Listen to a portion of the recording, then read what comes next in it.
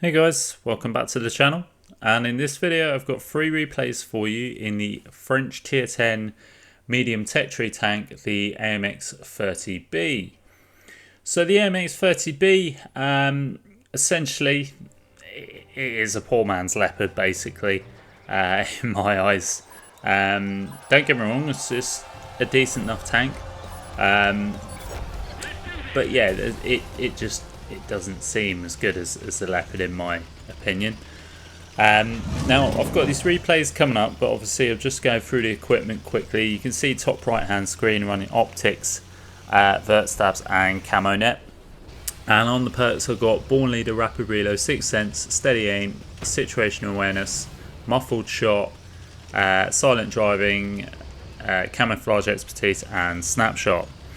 So the first replay, I'm tuned up with our good friend Panda, and he's playing the Iron Arnie. He's made quite an aggressive push over onto the 8-9 line. Now he's obviously got some turret armor, so yeah, you can go hold down if needs be and sort of potentially block. He's got some armor to use, so he can block some shots. The AMX 30B is obviously not that lucky. Unfortunately, he's encountered an Avery here, which is causing issues. We tried getting a shot in there, but unfortunately, we bounced the side armor of the Avery. But yeah, Panda's sort of doing a good job of spotting these guys out. We've just hung back. We're just going to try and get some shots in where we can. Unfortunately, there's not much presenting itself, and whatever has, unfortunately, we've bounced off the side. So we're sort of conscious of the Avery's there. Would like to get some shots in. Tried squeezing a shot in. Obviously, the Avery's sort of giving us the slimmest of shots, but not enough to, where we know we can pen the shot. And at this point, it's a slow start. We're sort of assessing different options now, and we were going to look at getting some shots into this IS4, but luckily our friendly Waffle has managed to take him out. See this manticore that is situated in the middle. I've come down now because I'm just kind of bored where I was, and I'm sort of just making this sort of aggressive push, if you like, just because I just want to sort of get involved in the game. Kind of fed up of just sort of sitting at the back there, waiting to get shots off on, and 9 times out of 10 the tank's just not giving us enough to know that we're going to sort of fully pen those shots. So come to the middle. I'd like to get a shot into the manticore here. Obviously the manticore here is in a dangerous position, but we do take him out. We actually trapped him in place, which was really nice. We'll see this Waffle here, and I'm not in the best position because I'm kind of hanging out to dry here, but fortunately enough, the Waffle was paying his attention to the heavy tank that was to the left of me, and that's in the cap, which is quite lucky, because that meant I could get some shots in. Now you can see the team is, we're really starting to take this game by the horns here, and we know sort of, the game's progressing quite quickly, and we need to sort of keep up with that.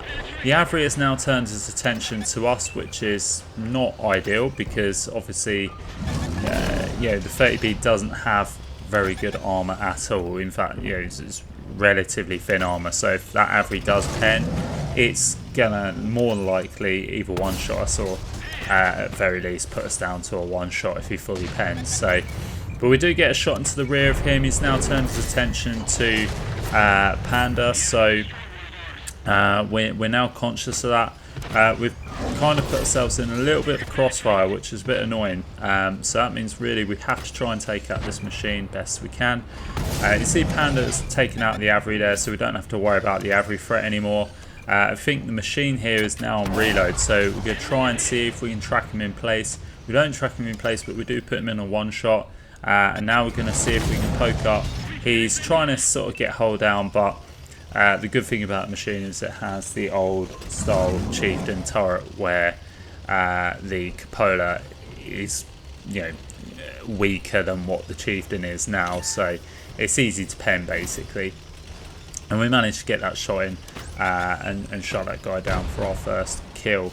Now there's only one tank left. You know, this has been quite a quick game, to be honest. But yeah, we've done okay for our first game, I think, to be fair. Fortunately, we didn't really aim that shot properly. Progetto, as we know, has godlike trolley armour, but we do get the kill just before we get burnt to death by the Progetto. So we picked up just over 3,700 damage. We did come top of the board there. We got 2 kills, 2.4k assist. We actually blocked over 1k damage as well. I have no idea how, but you know, we must have got some lucky ricochets off the upper plate, which, you know, is a thing. It's similar to the Leopard, where you do have some weird angles that you can bounce some shots off. So yeah, that concludes the first game. We picked up the first class there, and like I say, and credit to Panda as well. He had a brilliant game in the M47. So we move on to the second replay here, and we're platooned up with Mass and Kingpin in this one, and we're on Cliff. So I think initially my thoughts was to play the middle, and then probably move around the lighthouse. I could have gone one line if I wanted to. You know, it's not a bad play, to be fair, to try and make the donut. You know, I'm quick enough to get there. It was just if you know, you never know. Problem is, there was a lot of tank destroyers. So at the time, sort of thinking, well, if I did get lit, then chances of me dying are quite significant. Like I say, sort of, you see the amount of TDs at the back there. It's probably going to be a couple of FE 4005s, and again, you know, this tank has no armor, so yeah, FE 4005s are just going to be looking at me like I'm an all-you-can-eat buffet. So I didn't really want to run that risk. But yeah, you can make the one line on this, you know, to get into the donut. It's not a bad play at all. It's just obviously a bit more risky. So I've gone for the safe option, and I thought, right, let's just deal with the middle and round the lighthouse.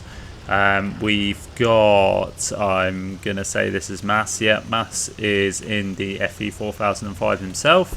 So he's coming up around here to give us some support. I'm not sure what Kingpin's running, but Kingpin's sort of heading up this way anyway. Got this annoying teeth breaker up here, which we're going to try and get a shot into. Unfortunately, it just doesn't hit. Yep, can't explain that one. Bit of a sliver shot, which we weren't going to get in. We rush in on the chisel there with our friendly Conway, and we take out the chisel. The teeth breaker is sliding down. I don't think we got a shot into that guy, but he gets taken out quickly anyway. I think he was falling to his death, but we tried getting a shot in all the same. Now we're going to push round the lighthouse and try and see if we can get some shots. There's a chieftain in the middle that's a one shot. Snap that shot in on the move. Yeah, the accuracy isn't too bad on the 30B. It can be a bit trolly at times. Like I say, it's no Leopard by any means. Yeah, it's accurate, but it's not Leopard accurate. It's sort of like I say, yeah, it's just sometimes it hits, sometimes it will dirt. It's that sort of standard French accuracy. You don't really know what you're going to get. The one thing I do like with the 30B is your ammo loadout is a beautiful mix between APCR on your standard and your heat rounds on your premium. So, you know, you've got that lovely benefit of good shell velocity on your standard rounds, but you've got your heat rounds there for if you're, if you've got anything that you sort of want to, you know, go through like mouses and things like that. So, you know, you've got the nice, the heat, but you don't lose your penetration over distance, whereas you do the APCR. So you just got that nice mix, and the shell velocity is decent on both rounds. So yeah, I always like that ammo mix between APCR and heat. You get the best of both worlds, I think. AP there's nothing wrong with AP. I just find it can be a bit trolly sometimes. It sounds a bit weird, but it's just, you know, just how I feel with that shell type. Sometimes it can just feel a little bit loose. But anyway, we've gone round. Yeah, we've sort of pretty much dominated map control. We've got these tank destroyers in the corner here, trying to see if I can sneak some shots, but it's going to be quite difficult. You know, we've got the STRV looking at us. We've got a waffle looking at us.